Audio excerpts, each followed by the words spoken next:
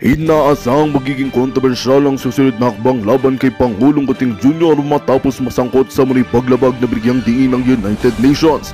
Ayon sa ilang ulat, nagdesisyon ng UN na magpataw ng kasong maaaring humantong sa posibleng pagkakasibak ng Pangulo mula sa kanyang posisyon. Si unang ginang Lizette Nasmag at ang kasalukuyang speaker ng Kamara na si Martin Tambaloslos ay tila nagulas at nataranta sa biglaang desisyon ng UN na may potensyal na magdulot ng matinding epekto sa kasalukuyang administrasyon. Ayon sa mga nakalap na impormasyon, ang kasong ipinataw ng United Nations ay may kinalaman umano sa mga isyong pambansa at paglabag sa karapatang pandao na bumabalot sa bansa.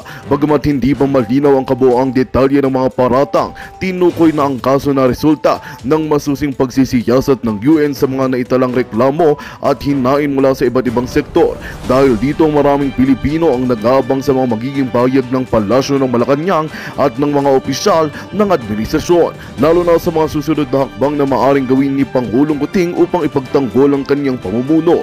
Habang hinihintay ang opisyal na tugon ng Malacanang, maraming eksperto ang nagsasabi na ang kasong ito ay may posibilidad na magdulot ng matinding epekto hindi lamang sa lokal ng politika kundi pati na rin sa imahe ng Pilipinas sa pandaigdigang komunidad. May ilang panig naman ang naniniwala na ang hakbang ng UN ay maaaring magbunsod ng mas malalim na pag-usisa at pagsusuri sa pamamalakad ng kasalukuyang administrasyon. Samantala, ang sambayanang Pilipino ay umaasang lalabas ang katotohanan at katarungan para sa ikakabuti ng bansa.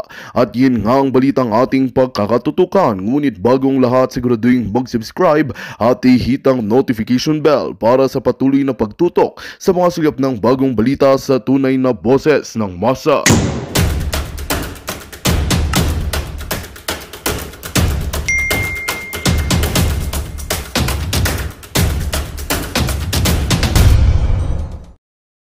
Na sa gitna ng katahimikan ni Bangag.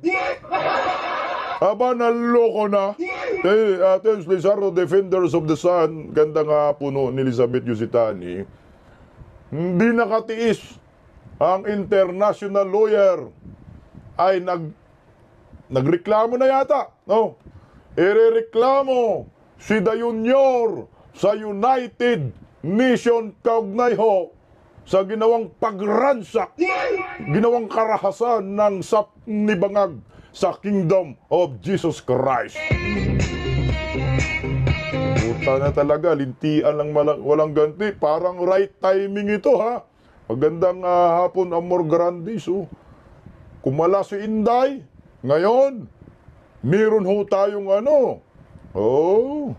Opo, Ma'am Emelita Bryan, pwede. Meron nagsusumbong na, nagre-reklamo. Petisyon laban sa Bangag admin sa United Nations. Sunod nito mga kabisdak, anong sunod nito? ICC na. Naku, mas makulong ka talaga, Nyor.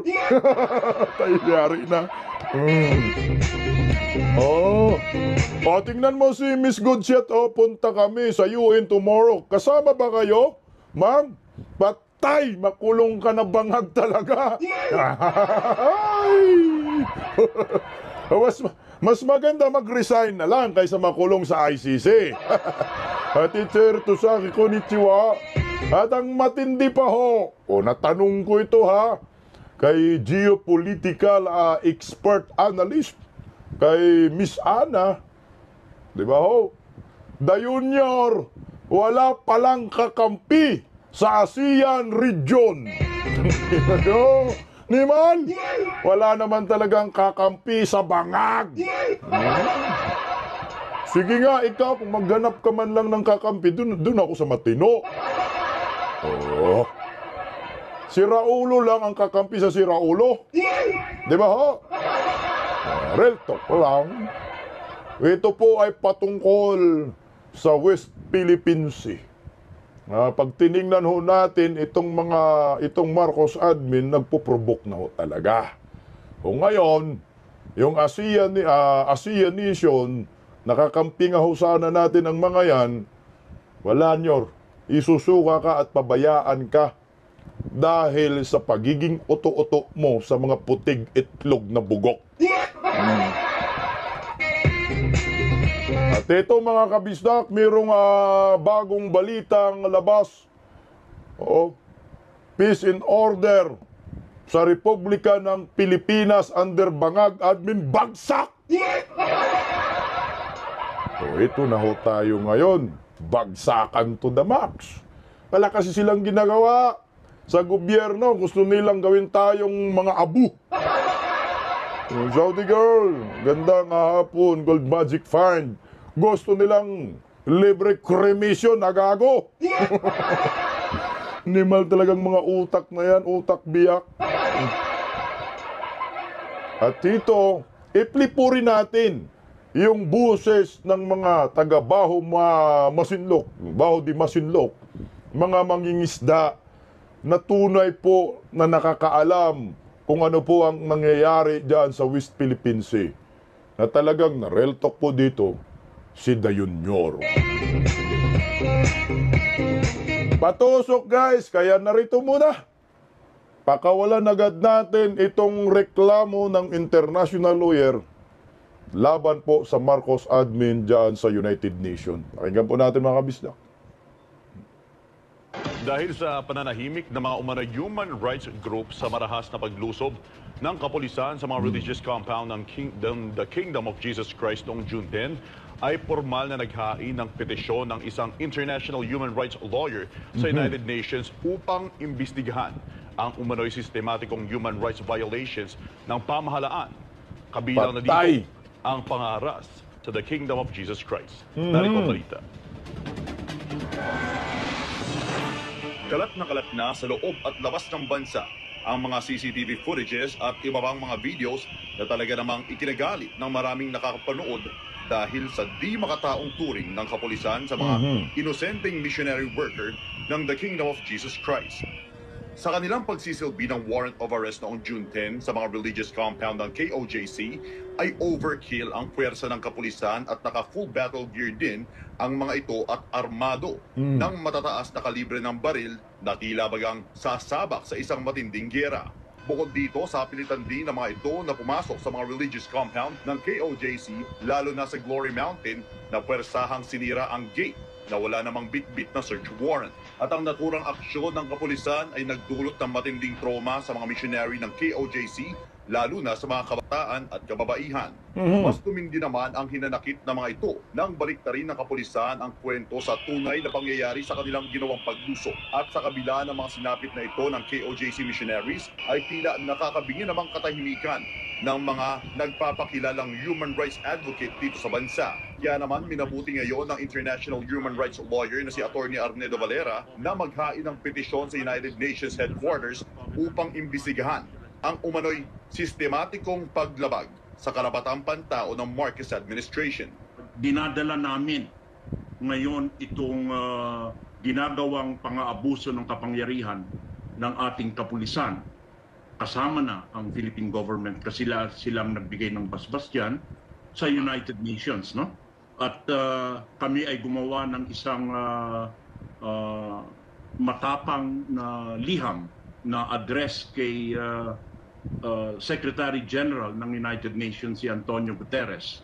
Nakapaloob sa naturang petisyon ay ang paggamit ng labis na puwersa ng mga kapulisan na hindi tamang paraan sa pagpapaabot ng warrant of arrest, hindi pagrespeto sa mga sagradong lugar at trauma na idinulot sa mga kabataan at kababaihan. At ito ay ating kinukundina at humihingi tayo ngayon ng agarang international na investigasyon. Patay kanyor!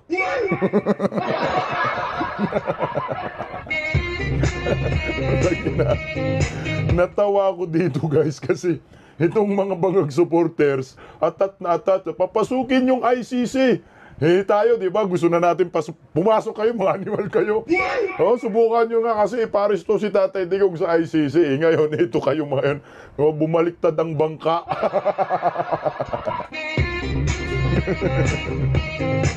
Ayan na ho talaga, ina-address na ho nila. Nagreklamo na ho. Magaling pa naman tong abogado na ito. Nakunyor! Makarma ka talaga ni Pastor Gibuloy kasi imbestiga ng United Nations yan eh. Eh siyempre, pag nagformal lang reklamo ang mga yan, sa United Nations, pupunta yung mga, mga representative ng United Nations. Sana maging patas. Naku, urong ang yagbuls ng mga animal. Oh. Ma'am GC Lakwata, magandang hapon sa inyo. Jerusalem Lourdes Ispahas. Namin ng Lourdes Ispahas, maraming salamat sa tunay na nagmalasakit sa mga naaapi. Kasi nga, wala silang busis, walang aksyon. Si Da Junior, tahimik.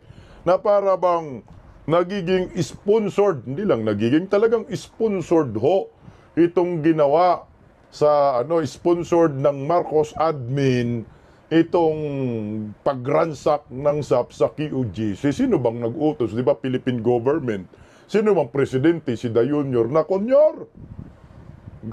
Takot kanyor sa human rights. Takot pa naman to sa human rights, di ba? Kaya binubusalan yung mga human rights advocate ngayon. Pero paano na ho ito? Kasi may dumulog sa United Nations. Baka mapunta kanyor sa ICC, nyor. Tamang-tama rin, no? Si Inday Sara, kumalas na, nyor, iyak, nyor. Naku, ano kayang pakiramdam ng mga supporter si Da Junior na panay sabi na pasok mo ng ICC sa Pilipinas para arestuin daw si Tatay Digong. Ito tayo ngayon. Baka mauna pa, maaresto si Da Junior ng United Nations. Patay ka diya. O, tuloy.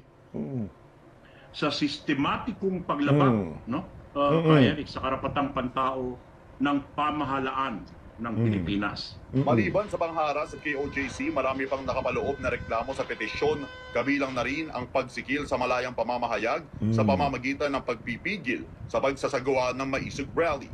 Hiling naman ni Valera na agad tugunan ng United Nations ang mga paglabag sa mga kasulutang nakapaloob sa Human Rights Treaties and Convention kung saan kabilang ang Pilipinas sa mga bansang miyembro at lumagda sa nabanggit na kasunduan.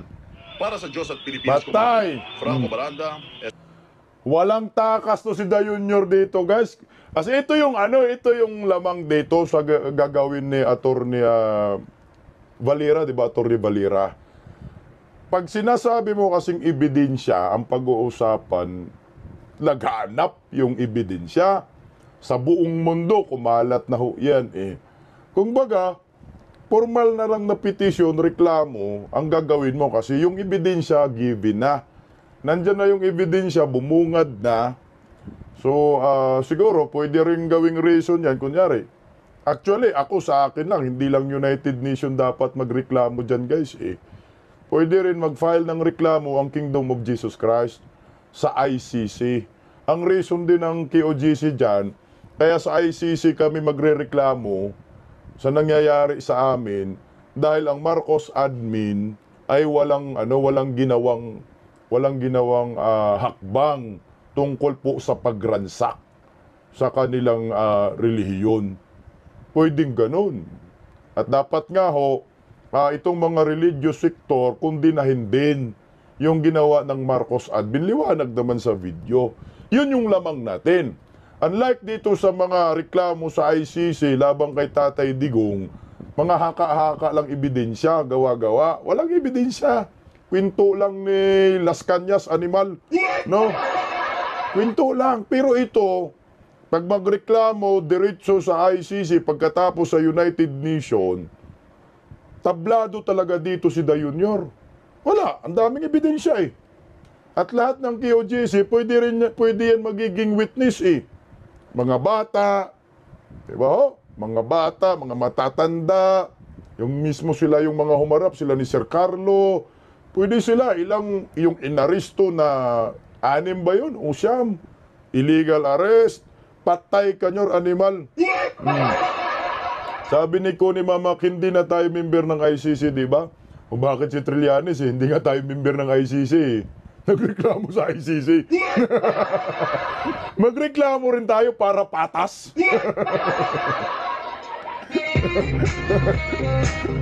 At pwede rin, ganito ang gagawin ng ni Attorney Valera dyan, no? Pwede rin ganito, gawin ni Attorney Valera. Sige, UN muna tayo, United Nations. Pag magbabalik muli si Da Junior sa ICC, saka tayo magreklamo sa ICC. Sabi, di ba? O magdasal tayo, nababalik si Da Junior sa ICC. Senyor, balik ka na sa ICC, senyor.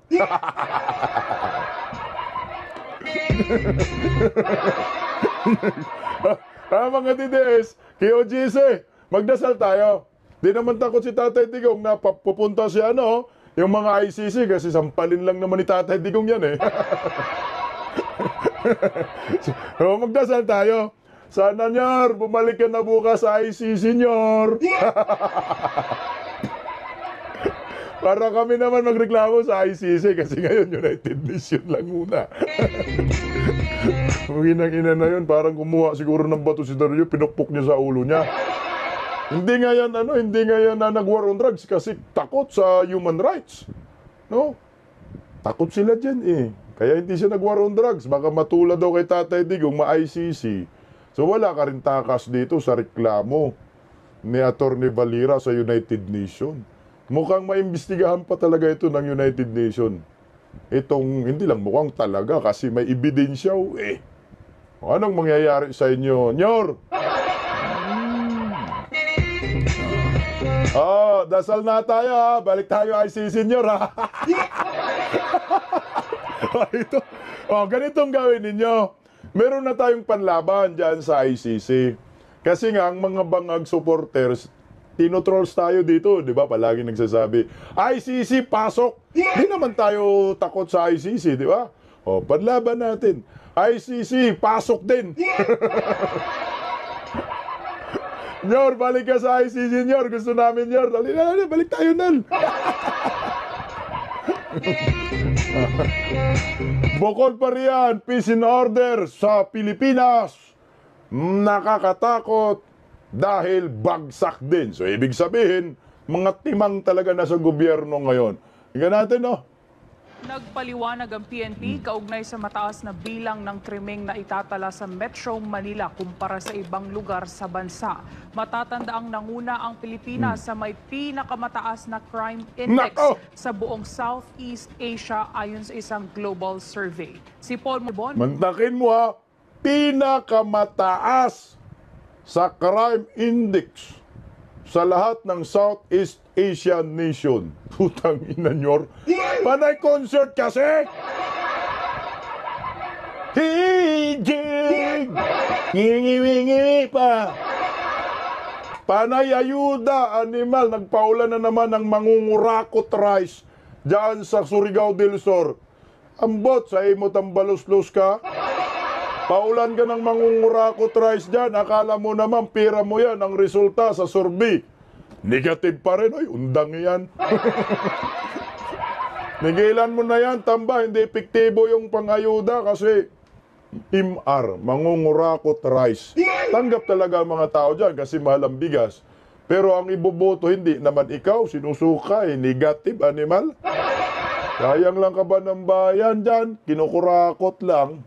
Magbabalita. Isa ang lungsod ng Maynila sa pinakamataong lugar sa bansa. Nako. Hindi lingid sa kaalaman ng marami na halos dito naninirahan ang mayorya sa mga manggagawa sa bansa, mga establishmento, pabrika at malalaking paaralan.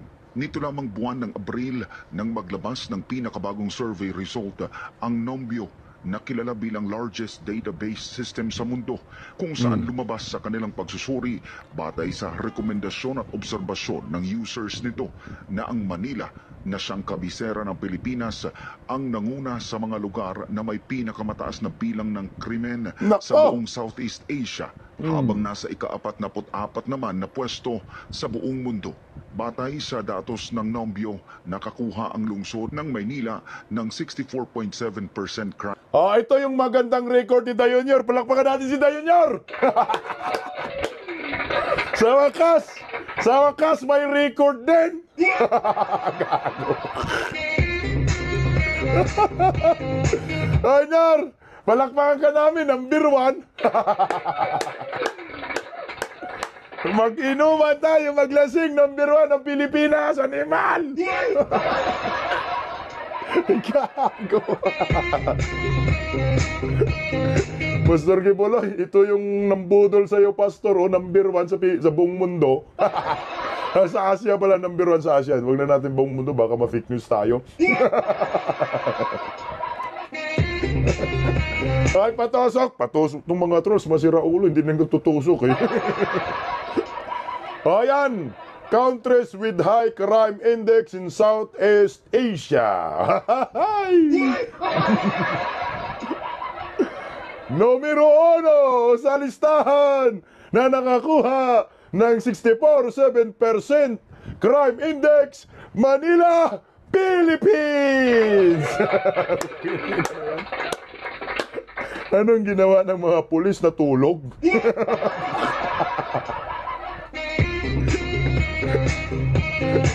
Bugok talaga ako, natatakot ho talaga ako, promise. Nung nakaraang araw, nag-grab ako. Naku, mukha. Tangina, gurgurin yata tayo ah. Tika. Sabi ni Fiona, may pangsuna na si Adektador. Oh, may pangsuna, number 1 eh. Oh, tatlo sa top 10, pasok Philippines eh. Kuta. Maglasing si Junior. Kuta tayo eh. Number 1, Manila, Philippines. Pang-6, Cebu, Philippines! Nakakuha rin sa wakas ng record, animal. Oh, pasok, top 10, tatlo, pang-9, Iloilo, Philippines! Gago. Ito yung patunay, marami ng bangag. Kasi yung mga gumagawa ng krimen sa ating bansa, mga bangag yan. Wala namang matinong tao na gagawa ng krimen, kundi mga bangag. Mga sobra-sobra ba sa pulburon, animal? No? Oh, congratulations sa team, Bayarang Basan, mga bubong balager ni Bangag. Congratulations sa inyo, ha? Patuloy. Crime Index na sinundan ng Kuala Lumpur sa Malaysia, Phnom Penh ng Cambodia, Jakarta sa Indonesia, Ho Chi Minh ng Vietnam, Cebu sa Pilipinas, Johor Bahru sa Malaysia, Pattaya sa Thailand, Iloilo pa rin sa Pilipinas at Bangkok naman sa Thailand. Dahil dito, aminado ang PNP na malaking hamon para sa kanila na bantayan ang Kalakhang Maynila para't matiyak ang kaligtasan ng mamayan nito kasama ng iba pang malalaking probinsya sa bansa. Kaya naman parte ng kanilang pagtugon rito ang mas pinalawak na deployment ng kanilang mga tauhan hanggang sa pinakaliblib na lugar sa bansa para matiyak na hindi sila maiisahan ng mga kriminal. It's in the news na bakit ang Metro Manila mataas si Manila. Sabi ko, although mataas po sabi kasi highly dense po yung population natin ng Metro Manila. But if you will see, ito po yung ginagawa nila, crime solution and crime efficiency. Crime solution? Alam nyo, sir, no? Sir, ito, mga bangag supporters, bakit tumaas ang krimen sa Manila? Kasi nga, yung mga 3 batalyon SAP, pinadala nyo sa QGC, animal kayo.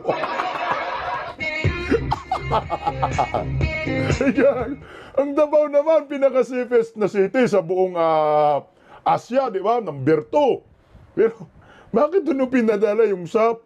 Dapat yung 3 batalyon, ipinakalat ninyo sa Metro Manila, Cebu at Iloilo. Putangin na bangag kayo. Mantakin mo, kung saan yung pinaka-safe na syudad, doon pinadala yung mga SAP. Mga 3 batalyon na yun eh. Pero yung magulong syudad, Manila, Cebu, Iloilo, di man pinadalan, mga bugok talaga. Ano? Tama na nga ho yung sinasabi ni Tatay Digong eh. Pag bangag ang leader, bangag din ang followers. Nakakatakot, Diyos ko. Pinadala kay Pastor Kibuloy, wala na nagbabantay sa mga kalye. Kahit sa gabi, wala kang makikitang kapulisan eh. Nakaraan ba, nag-grab ako. Pag-grab ko, 2 kami, may katabi akong babae. Ako, nakasakay na ako ng grab. Oh, nung babae, gabi yun ha. Mga 11 PM yun. Yung babae, nilapitan ng budol-budol, ang laki ng katawan. Eh, wala akong magawa, di ko na matulungan yun eh. Nakasakay na ako. Hiningian ng pira. Ganong kabangag ang gobyernong ito, nakakatakot sa gabi. Tuloy yun. Napakataas. Hindi po natin napapabayaan. And meron pong crime, bakit mangyayari yun. Pero what's important po dun sa police po natin, na meron pong crime solution and crime efficiency. But sinasabi mo pagbaba po ng 85% sa new one, hopefully po, lalo po bababa po yung crime natin. Ayon sa PNP, matagal naman na nilang ginagawa ang pagdideploy ng mga karagdagang tauhan sa lansangan, ngunit masusi pa rin nilang pinag-aaralan ang mga lugar na nangangailangan ng puwersa kontra kriminalidad at iba pang uri ng iligal na aktibidad sa mga komunidad.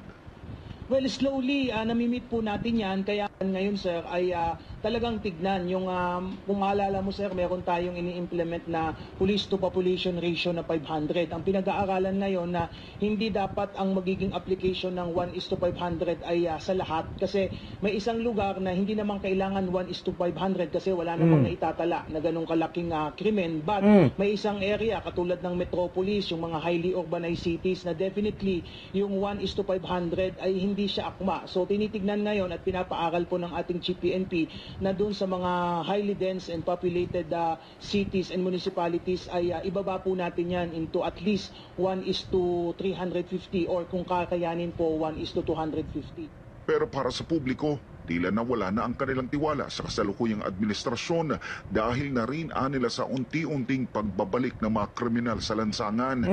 Bagay na kanilang pinangangambahan sa buhay at maging sa kanilang hanap buhay. Giit ng ilan, mas mainam kung si dating Pangulong Duterte pa ang kanilang Pangulo dahil tiyak na ligtas sila mula sa mga kriminal at iligal na droga. Kaya nga, parang mas maganda kasi digong uling nakaupo no? Kasi hindi kinakatakot. Te, may nasaktan dito mga trolls. Narinig niya mga trolls? Dapat mas maganda si Digong uli ang presidente. Ang sakit! Ang sakit-sakit! Totoo naman, kayo naman talaga eh. Di man lang kayo ma-real talk eh. Ito totoo naman. Sinabi ni ate, Takutan sila eh. Kaya parang wala na naman kinakatakutan sa droga. Saka sa mga krimen, parang... Magandang balita ang hatid namin sa inyo ngayong araw. Sa pagtatapos ng aming balitaan, nagbigay kami ng mga mahalagang impormasyon. Maraming salamat sa pagtutok at pagsuporta sa aming programa. Huwag kalimutang manatili sa mga susunod na araw para sa mga bagong balita at mga kwento na dapat nating abangan.